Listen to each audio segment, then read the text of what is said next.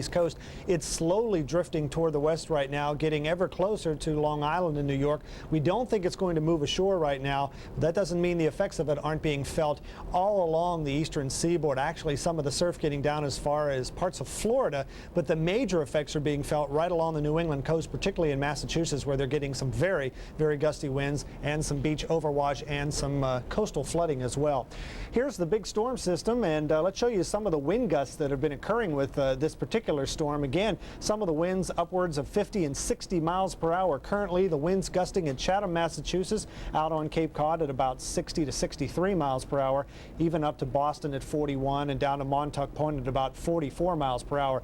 You can see on this particular radar in motion, more moisture now moving into the Cape Cod area and Providence too, and some very, very gusty winds with this particular situation. Along the coast tonight, people are coping as best they can with this situation. As a matter of fact, Doug Cope in Boston tells us what it's like along the immediate coast. The winds are blowing very strongly here. Winds are very, very gusty, over 50 miles an hour. The main problem here is the tides, the very high tides. They're running quite a bit above normal, and as a result, several roads along coastal sections are flooded out, and lots of the roads in the Boston area are closed to traffic tonight. People are generally taking it pretty well. There have been a lot of shelters set up in several coastal communities for people to go to who cannot get to their homes or have been forced to evacuate their homes because of the high water. So people are taking it in stride here in New England. Storms like this are not uncommon, although we haven't had a coastal storm this strong in quite some time.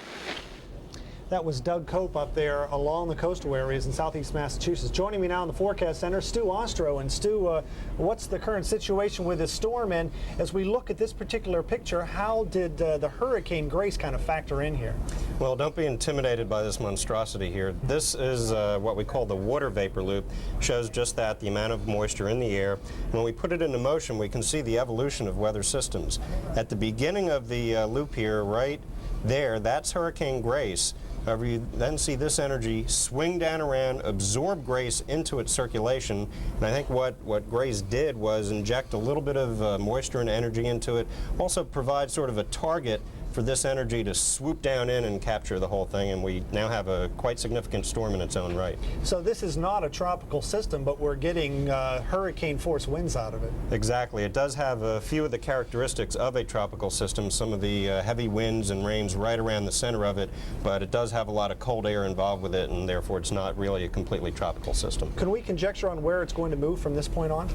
Yeah, we think it'll wobble around to the west and southwest and sit here for a couple days before it gets ejected out. Okay, thank you, Stu. Stu will be with us for the rest of this evening. We'll continue to keep you updated on this major storm system. Now back to the studio and Tom Chisholm.